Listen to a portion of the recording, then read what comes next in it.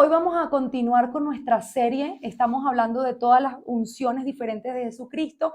Hemos hablado de Cristo como el Hijo de Dios, hemos hablado de Él como el mediador, como el abogado, y hoy vamos a hablar de Cristo como el Redentor. Y para hablar de Cristo como el Redentor, lo primero que tenemos que saber es qué es un Redentor. Un Redentor es aquella persona que redime y que rescata. ¿A quién? Aquel que está bajo esclavitud. La redención tiene todo que ver con pagar un precio y también con esclavitud. Ahora, cuando decimos que alguien está siendo esclavizado, decimos que está subyugado en sus pasiones humanas. Decimos que es alguien que está completamente sometido a la voluntad de un amo, sometido a la voluntad de un tercero. Y para esto vamos a comenzar hablando del pueblo de Israel cuando estaba cautivo como esclavo bajo el mandato de Faraón.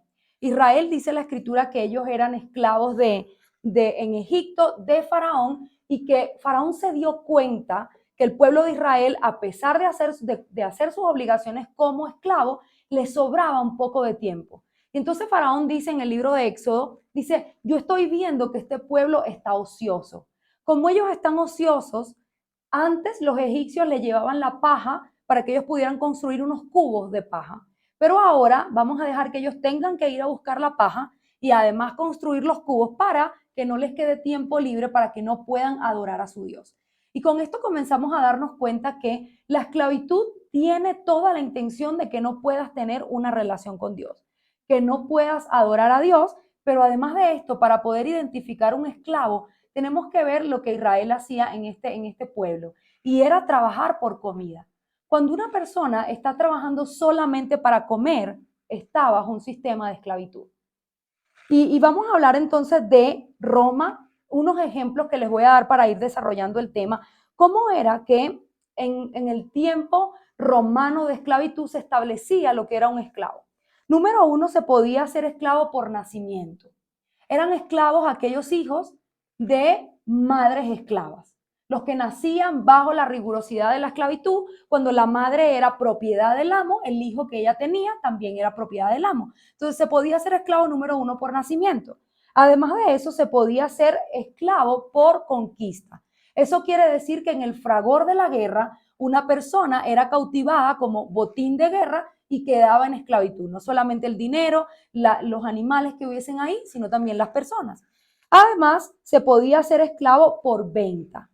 ¿Y venta en qué sentido? Todas aquellas conciliaciones jurídicas que no tuviesen para pagar, es decir, la insolvencia económica, producía que se pudieran intercambiar las personas como en venta. Cuando alguien no tenía dinero para pagar, podía pagar su deuda con una persona. Entonces era también esclavo por la venta, porque yo fuese dueño de un esclavo, tuviese una deuda y podía pagar. Como vemos en la escritura, que muchos, no pudiendo pagar su deuda, la mujer viuda es una de ellas, dice que los hijos le iban a ser quitados a cambio de la deuda que ella tenía. Y esto solía ser así en el tiempo de la esclavitud, y vamos a ir desarrollando por qué estos temas puntuales, porque a veces decimos, bueno, ya no estamos en el tiempo de esclavitud, pero todavía seguimos a veces sometidos porque estamos esclavos en algo que no queremos, pero no podemos salir de ahí porque necesitamos el pago. Además de eso, se podía ser esclavo por una figura jurídica que se llama ius exponendi. ¿Qué quiere decir eso? Que era un padre quien tenía un hijo y este hijo nacía con defectos físicos y el padre decidía venderlo. El padre ius exponendi quiere decir que el padre lo exponía. Entonces, simplemente como no era funcional dentro de esa familia, pues también el dueño de ese hijo lo podía vender y negociar, y estas eran las formas como una persona quedaba bajo esclavitud. Ahora, cuando hablamos de un esclavo, nos estamos refiriendo a alguien que, número uno, además de estar subyugado en todas las pasiones humanas, lo más importante es que no tiene documento de identidad. Ningún esclavo tenía documento de identidad a menos que se le otorgara la libertad. Se llamaban libertos aquellas personas que eran otorgadas en libertad, que se pagaba un precio. El esclavo cuesta 1000 reales y entonces pagabas un precio por el esclavo y le daban una tarjeta de identidad. Esa tarjeta contenía toda su información de identidad. Pero cuando eras esclavo no tenías información de identidad. Eso era a propósito para poderte someter a un nivel jurídico. Entonces, cuando una persona era subyugada, y ya decimos que también está bajo el sistema opresor de Egipto, tenemos que darnos cuenta que Faraón en una sola palabra es un opresor. Todo lo que oprime al ser humano es esclavitud. ¿Cómo podemos identificar claramente lo que es esclavitud? Cuando yo quiero decir sí y digo no o viceversa. Cuando algo me tiene sometida a la voluntad, por ejemplo, la droga, yo sé que en mi cerebro, yo sé que eso está mal, no quiero que eso me afecte, pero digo sí queriendo decir no. El azúcar, las adicciones, una relación abusiva, un trabajo en el que se me paga muy poco para la demanda laboral que tengo. Todo esto es esclavitud porque me está subyugando mi vida. Yo no quiero estar ahí, pero pareciera que me tocó aceptar eso porque tengo una necesidad. Vamos a ver qué dice el libro de Éxodo 1, del 13 al 14. Hablando de los egipcios y el tema que tenía Israel con Faraón, dice, y los egipcios hicieron servir los hijos de Israel con dureza y amargaron su vida con dura servidumbre en hacer barro y ladrillo y en toda labor del campo y en todo su servicio al cual los obligaban con rigor. Miren que aquí queda tremendamente expuesto lo que el egipcio y el sistema de esclavitud le producía a los hijos de Israel, a los hijos de Dios. Dice, amargura con servidumbre.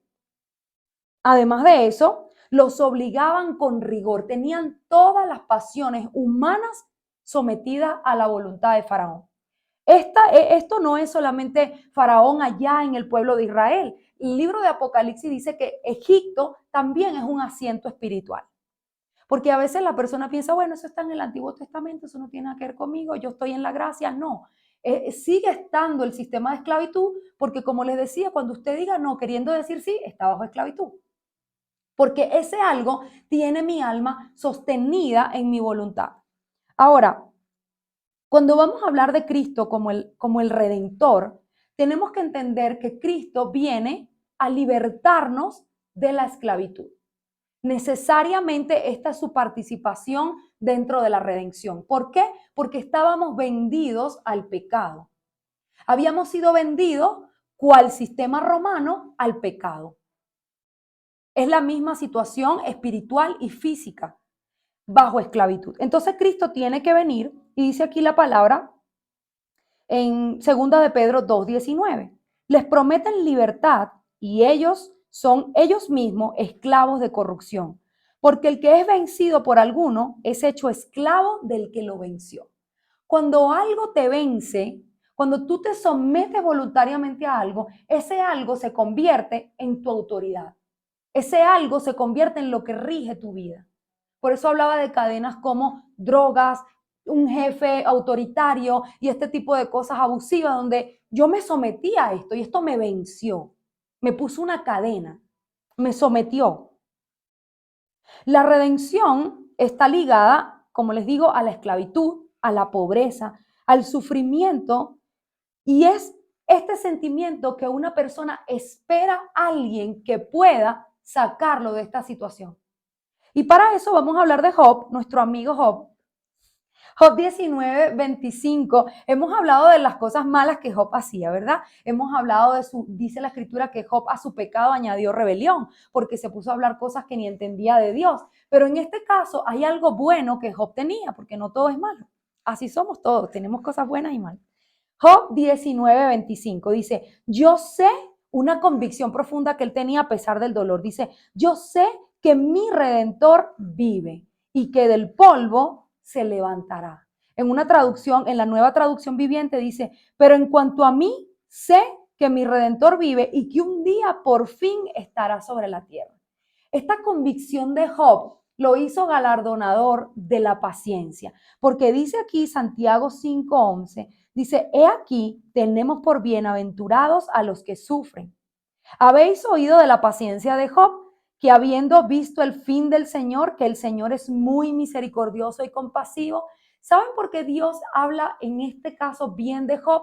Primero, la mención número 1 de la palabra redentor salió de la boca de Job. Él fue el primero que habló de Dios como un redentor. Y él, ¿por qué dice la paciencia? Porque recuerden que Job estaba pasando un proceso profundamente doloroso. Se le había muerto su familia, sus hijos, había perdido los bienes, todo lo que tenía, pero él retuvo la paciencia. Aunque habló de más, hizo cosas que no eran, pero él no fue a buscar soluciones alternativas. Job estaba centrado en que si Dios me respondiera, que si yo soy justo, pero todo tenía que ver con Dios. Él no se fue a solucionar como el mundo soluciona. Y él estaba ahí esperando que alguien viniera y lo rescatara. ¿Y por qué uso la palabra redención? Por eso mismo, porque él se sentía subyugado en sus emociones, enfermo, completamente despojado de la dignidad humana, rascándose la sarna con un palito, completamente despojado de toda dignidad. Y él está hablando de mi redentor está vivo. Mi redentor me va a sacar de esto. Él del polvo se va a levantar, Él me va a sacar de aquí. Y esa es la convicción del redentor. ¿Por qué? Porque redimir significa rescatar. Como quien está sometido y yo voy y te saco por la fuerza. Ustedes han visto esa película que se llama El Redentor, una película de acción. Bueno, esto es un hombre que se pelea con todo el mundo para lograr el objetivo. Algo así es Cristo. ¿Por qué? Porque Cristo va y se mete en lo profundo de las tinieblas. Dice, llevó cautiva la cautividad. Él fue y rescató las almas que tenía ahí Satanás antes de venir otra vez a la tierra. Entonces, esto es lo que hace un redentor. Ahora, ¿por qué si yo conozco a Dios como redentor? Quizás las personas que nos están escuchando es por primera vez que oyen que Dios es redentor, pero quizás los que estamos acá sí hemos oído esto. Ahora, cuando yo paso el escáner por la esclavitud, si yo me identifico en algo como esto, tiene que estar pasando algo. ¿Por qué? Porque Dios envió un redentor para redimirme de la esclavitud. ¿Por qué entonces estoy en esclavitud? Para eso vamos a ilustrar la enseñanza con la historia de Gomer. Ella es una mujer que es el libro de Oseas, y ella es la esposa del profeta Oseas. Gomer es una prostituta antes de conocer al hombre de Dios. Era una mujer fornicaria, dice la escritura, amada por muchos, se dedicaba oficialmente a la prostitución. Y Dios le dice a Oseas, yo quiero que tú vayas y busques una mujer fornicaria. Yo quiero que tú vayas y busques una mujer amada por muchos y te cases con ella. ¿Cuántos de ustedes harían eso? Eso está muy duro, ¿verdad? ¿Por qué? Porque además no estábamos hablando de un impío, estábamos hablando de un profeta de Dios. Que los profetas en ese momento vivían en absoluta devoción al Señor, en ayunos, apartados, en la montaña orando. Y el Señor le dice, yo quiero, tú, profeta santo, que vayas y la peor que encuentres, con esa cásate. O sea, casarse. Estamos hablando de un pacto santo. ¿Por qué el Señor haría eso? Tremendo. Dice Oseas 1:2. Dijo Jehová a Oseas, ve, tómate una mujer fornicaria e hija de fornicación, porque la tierra fornica apartándose de Jehová. ¿Saben lo que Dios quería hacer con esto? Él quería, por medio del mensaje del profeta, de manera viviente, que el pueblo de Israel entendiera cómo se sentía Dios. Yo soy el santo, yo te voy a sacar de la prostitución, no solamente desde el punto de vista sexual y físico, sino también desde el punto de vista de la idolatría, porque el pueblo de Israel estaba fornicando con los ídolos, estaba teniendo intimidad con las cosas paganas. Y el Señor está indignado de ver que su novia, su iglesia, Israel, su amada, está con otro. Y entonces Él le dice, o sea, yo quiero que hagas esto porque quiero que todo el mundo entienda cómo me siento yo. Oseas 3:1. Me dijo otra vez Jehová, ve y ama a una mujer amada de compañeros, aunque adúltera, como el amor de Jehová para con los hijos de Israel, los cuales miran a otros dioses y aman tortas de pasas. Quiero que entiendan cómo era Gomer. Gomer era una mujer, una prostituta. Ella no tenía ninguna conciencia de sí misma, ningún valor por sí misma. Y Oseas la lleva en el capítulo 1 y se casa con ella. En el capítulo 3 ella se devuelve otra vez a la prostitución. Está casada con Oseas. Es la esposa del profeta. Y ella vuelve otra vez a hacer esto. Qué duro es para un hombre, porque les voy a explicar algo. La redención tiene todo que ver con el matrimonio. Todo. Un matrimonio, cuando usted ve una novia vestida de blanco y un novio parado en el altar, eso es un reflejo del matrimonio entre Cristo y la iglesia. Entonces, qué duro es para un hombre una mujer a quien él ame y ella se vaya con todos. Y también qué duro es para una mujer tener un hombre que es la figura del redentor y no se comporte como un redentor. Y ahora vamos a ver qué es lo que cada uno tiene que hacer según el orden de Dios y cuáles son las cosas que están viciadas de pecado, donde no hay orden y por qué quedamos en esclavitud. Entonces la mujer representa la iglesia y Oseas representa el redentor, porque él lo que hizo con el matrimonio fue redimir a Israel, redimir a Gomer. Redimirla significa pagar el precio que ella tenía como esclava, como una prostituta. Él pagó el precio y se la trae como esposa. Dice la escritura que Cristo como redentor, él te lava el vestido, te plancha el vestido, te quita las arrugas, te quita las manchas, te purifica, eso es redención. Entonces, ¿qué hace un hombre? Un hombre es como Cristo, como el redentor. Ese hombre te redime, te purifica, te lava, te ayuda. Y la mujer es como su novia. Ella viene blanca, resplandeciente, pura, no amada por muchos, no fiel, sometida a su amado. Eso es lo que la pareja perfecta en Dios debería hacer. Y para Oseas es muy duro porque Dios le está pidiendo ahí que él refleje el sentimiento de él a través de su matrimonio con Gomer. Oseas 3, del 2 al 3. Dice, la compré entonces para mí, este es Oseas hablando, dice, la compré entonces para mí por 15 ciclos de plata y un homer y medio de cebada. Y le dije, tú serás mía durante muchos días, no fornicarás ni tomarás otro varón, lo mismo haré yo contigo. Ya que no saben qué pasó. Ella se volvió ahí. ¿Cuántos perdonarían a Gomer? Quiero que sepan que vamos por ahí siendo que somos Gomer, porque eso es lo que Dios quería explicar al pueblo de Israel.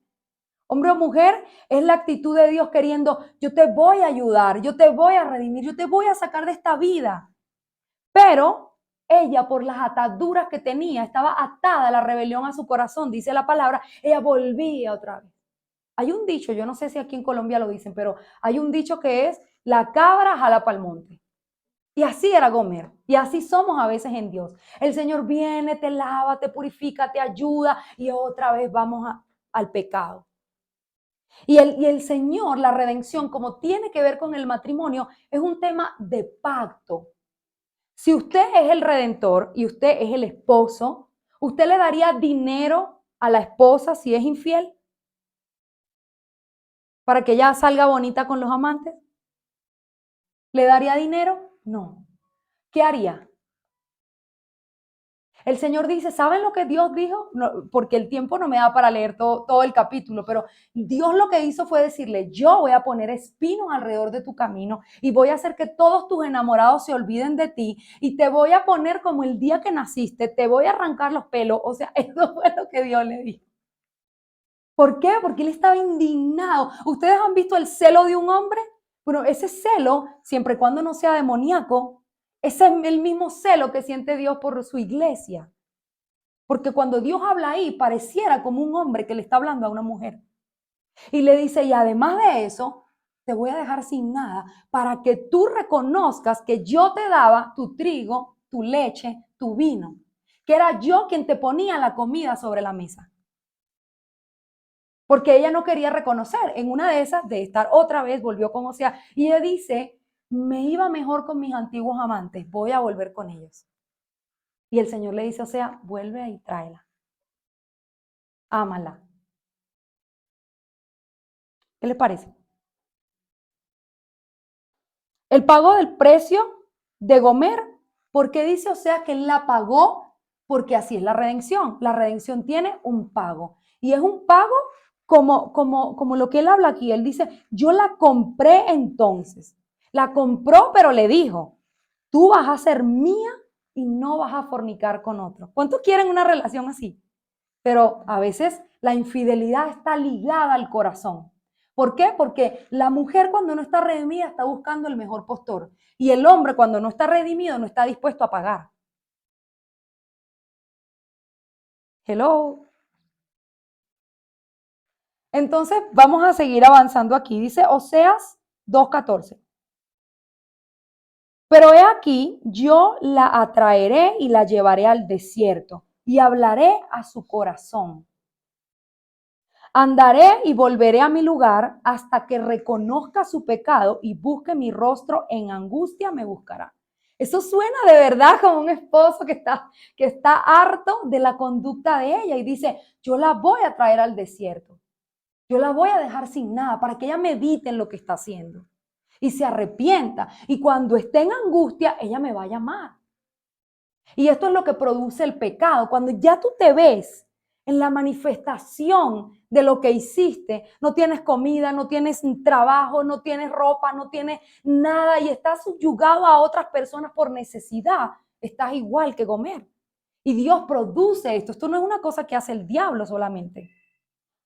Dice que el Señor la llevará al desierto para hablarle a su corazón. Porque muchas veces si no nos lleva al desierto el Señor, no podemos comprender, no nos arrepentimos nunca, seguimos pecando. Y aún que una y otra vez Dios te dé y te ayude, cuando te sientes bien se te olvida cuando estabas mal.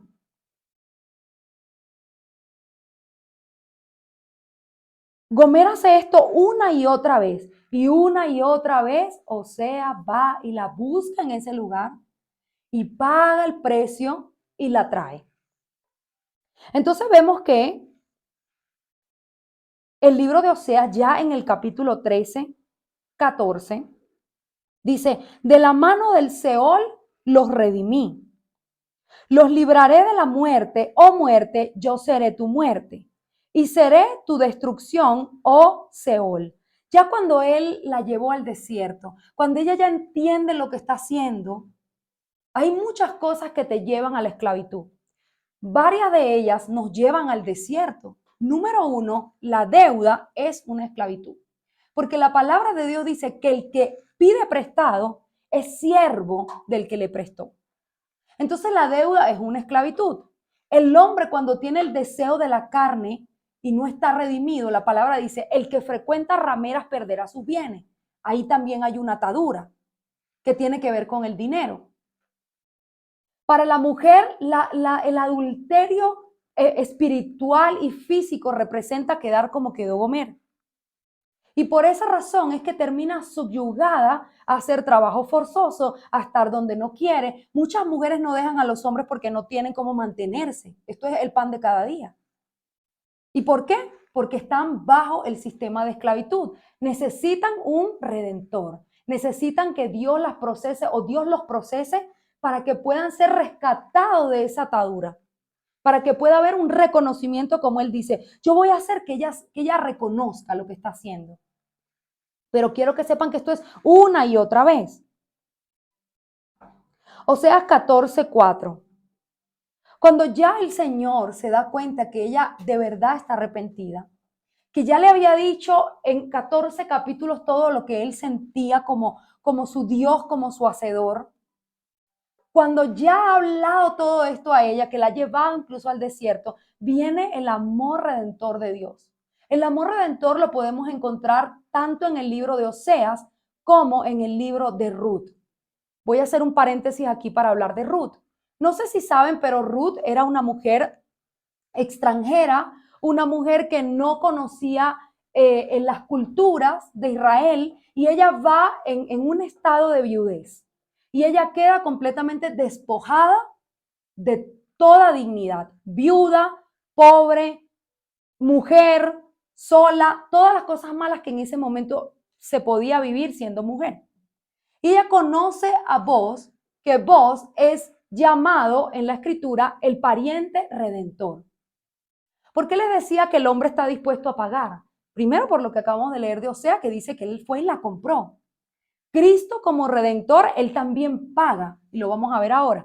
Pero en el caso de Boaz, que era el pariente cercano, dice que cuando ella se le acercó y Él se dio cuenta de la situación en la que ella tenía, Él le dijo, extiende tu manto, y le puso ahí trigo, y le dice, para que no llegues con las manos vacías. Él de una vez se dio cuenta que ella no tenía comida y le dijo a los criados, deje que ella recoja y nadie la moleste y denle agua. Y eso es lo que hace el hombre cuando es redentor. Él lo que busca es proteger a la mujer de la situación en la que ella está, porque él es el proveedor, no ella. Eso es una condición de redención. ¿Y qué le da la mujer al hombre, o en este caso sería también la iglesia? Fidelidad, amor, sujeción, y es una cosa que funciona perfectamente porque así Dios la creó. Amén. Dice entonces el Señor, cuando ya ha visto que ella está arrepentida, capítulo 14 del libro de Oseas, 14:4, dice, yo sanaré su rebelión, los amaré de pura gracia, porque mi ira se apartó de ellos. La redención es una cuestión de precio. Y saben, como es una cuestión de precio, muchas personas piensan que pueden pagar la redención. Que si yo estoy en una condición de indefensión, si alguien me da algo material, yo puedo ser redimido. Si me meto en un negocio como tal y estoy bien, puedo ser redimido. Pero el Señor dice en el Salmo 49 que la redención es de alto precio. Porque la redención espiritual es con sangre. La sangre perfecta de Cristo es la única que puede redimir. Y este Salmo 49 se llama, el título es, los que confían en las riquezas. Porque hay gente que confía en las riquezas y como la redención es una cuestión de pago, piensan que yo puedo pagar mi redención. Y no se puede pagar. Si se pudiera pagar, esto se podría corromper. Porque yo viviría como quiero, pero yo puedo pagar mi redención.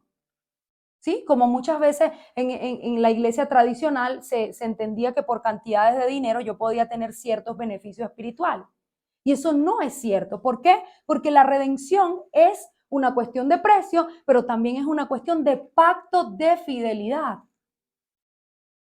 No hay tal cosa como que Dios me va a redimir, pero yo estoy como Gomer con los amantes. Eso no existe. Para que Dios pueda darme algo como redención, yo debo estar casada con Él. Y la diferencia básica es como una concubina o una esposa. Díganme ustedes, ¿la concubina puede utilizar el apellido del esposo, del concubino?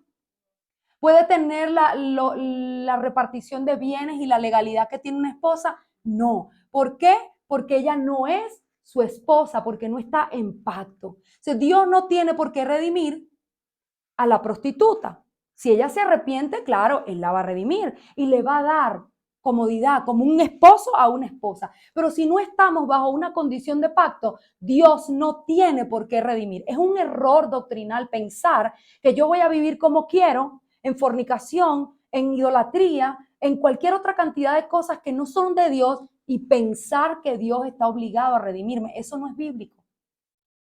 Nunca lo va a recibir. Miren lo que habla el Señor cuando ya redime a Gomer. Esto es una cosa hermosísima. Dice Oseas capítulo 2, verso del 19 al 22. Dice, en aquel tiempo te desposaré conmigo para siempre. Fíjense que es una cuestión de matrimonio. Te desposaré conmigo para siempre. Te desposaré conmigo en justicia. Aprendimos la semana pasada lo que era justicia. En juicio, en benignidad y en misericordia. Te desposaré conmigo en fidelidad y conocerás a Jehová. En aquel tiempo responderé, dice Jehová, yo responderé a los cielos. El cielo responderá a la tierra y la tierra responderá al trigo y al vino y al aceite y ellos te responderán a ti. ¿Qué quiere decir esto? Dios está hablando yo estoy en el trono, yo le voy a dar órdenes al cielo, porque tú eres mi esposa. El cielo le va a dar orden a la tierra y la tierra le va a dar orden al trigo y al vino y te lo voy a dar. Yo me voy a desposar en fidelidad contigo, en benignidad, en amor, porque es mi obligación como esposo. Pero yo quiero fidelidad. Eso es redención. Eso fue lo que hizo Boaz con Ruth. Él la tomó como esposa y ella pasó en un día de ser la extranjera pobre, viuda, a ser la señora de la ciudad reconocida y rica. Porque Boaz era rico. Entonces muchas veces yo quiero los derechos de una esposa, pero comportándome como una concubina.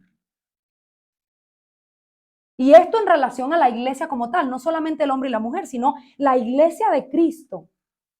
Cristo no va a sostener una mujer infiel, refiriéndose a la iglesia. Él va a sostener a aquella mujer que en pacto vive con él. Amén.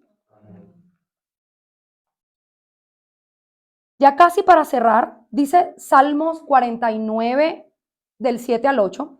Ninguno de ellos podrá en manera alguna redimir al hermano, ni dar a Dios su rescate, porque la redención de su vida es de gran precio y no se logrará jamás. Ese es el capítulo, el salmo que les he dicho, que dice: el que confía en las riquezas, la muerte lo pastoreará. No es una cuestión de riquezas, es una cuestión de pacto.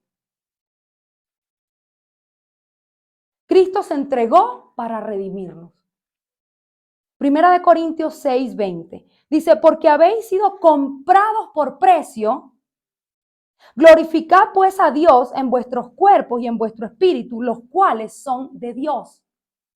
Estamos aquí, esto es el Nuevo Testamento, Primera de Corintios. Y el apóstol Pablo lo que está diciendo es: fuiste comprado con un precio. ¿Por qué voy a ser comprado si no es que estaba antes como esclavo? Estaba vendido al pecado. Estaba en una situación de inmundicia, de indignidad. Y el Señor con la sangre me compró. Ese es el precio que cada uno vale. Por eso es que dice el Salmo que la redención es de alto precio.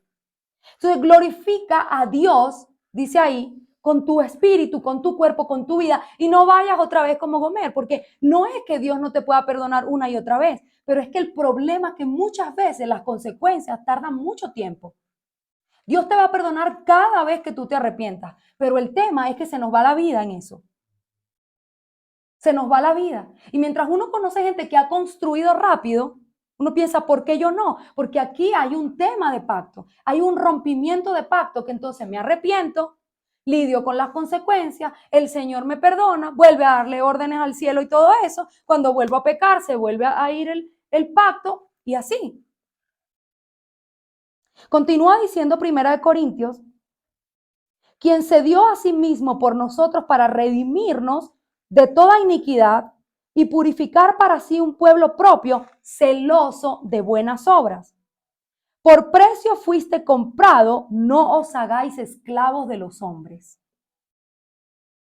El Señor, como a Gomer, te buscó allá en el mercado donde estabas vendido, pagó el precio con la sangre, te redimió. Y él dice aquí: yo te compré por precio, no te hagas otra vez esclavo, porque Gomer lo hacía voluntariamente. Ella iba una y otra vez. Y el Señor dice: yo te pagué por precio. Por eso era que Oseas representaba a Dios en esta historia. Una y otra vez buscando a la mujer en el prostíbulo, pagando los ciclos de plata. Denme acá a mi esposa. Pero imagínense cómo venía esa esposa, trabajando en ese lugar. Y él iba otra vez, y entonces el Señor dice: no te hagas esclavo de los hombres. ¿Qué significa hacerse esclavo? El pecado te esclaviza, se lo dijo Jesús a los fariseos, cuando le dijo: ustedes son de su padre el diablo y las obras de su padre quieren hacer. Es un tema también de paternidad, porque la Escritura dice: no soy esclavo, sino hijos, y si hijos, también herederos. O sea, si usted tiene una herencia, si usted tiene un linaje, si usted tiene un padre, ¿por qué tiene que hacerse esclavo por un plato de comida? Por una relación, por un trabajo, Ningún hijo de Dios tiene que ser esclavo, porque Cristo pagó el precio. Amén. Dice entonces, para cerrar, Hebreos 9:12, ¿cuál es el precio de la redención? La sangre. Por eso es que es tan alto el valor. Y no por sangre de machos cabríos ni de becerros, sino por su propia sangre. Entró una vez y para siempre en el lugar santísimo, habiendo obtenido redención eterna. Amén. Bueno, vamos a orar porque yo no quiero esclavos aquí. Así que pónganse de pie y vamos a orar. Padre, te damos gracias, Señor, por enviar a Jesucristo como Redentor. Te damos gracias, Señor, porque tú sabías que teníamos una carne débil, pero también sabías que el Espíritu estaba dispuesto, Señor. Te damos gracias, Jesús, porque tú eres nuestro Redentor. Hoy ponemos delante de ti toda cadena. Hoy ponemos delante de ti toda la esclavitud que hemos estado manejando. La voluntad que nos había sido subyugada, hoy la ponemos delante de ti, pidiéndote perdón y arrepintiéndonos de todo esto, Señor, del pecado de nuestro corazón y de nuestro cuerpo, para que tú, Redentor eterno, nos quites el flagelo de la esclavitud. Nos quites la deuda de encima, nos quites, Señor, la burla que produce, la indignidad que produce, el sufrimiento que produce ser esclavo. Hoy queremos caminar en esa redención, caminar en libertad como hijos redimidos, para poder hacer tu obra, para poder hacer tu voluntad, Señor, y edificar conforme al propósito de cada uno de nosotros. Hoy creemos, Señor, que se queman todas esas amarras, se queman en el fuego purificador de Dios, todas esas ataduras que nos han estado subyugando, Señor. Y te damos gracias porque tú pagaste un alto precio con tu propia sangre en la cruz para que no fuésemos nunca más esclavos, para que nunca más trabajemos solo por comida, por ropa, por amor, ni por ninguna cosa sobre la tierra, porque tú como Padre nos has dado todo. Si somos hijos, también somos herederos de todas tus riquezas. Así que oramos, Señor, y entramos hoy en un pacto contigo, creyendo que tú desde este mismo día comenzarás a darle órdenes al cielo, el cielo a la tierra y la tierra al trigo y al vino, para que cada uno pueda tener más que necesario todo aquello, Señor, que tú has pedido que hagan y para ayudar a otros. Te damos a ti la gloria y la honra y oramos en el nombre de Jesús. Amén y amén.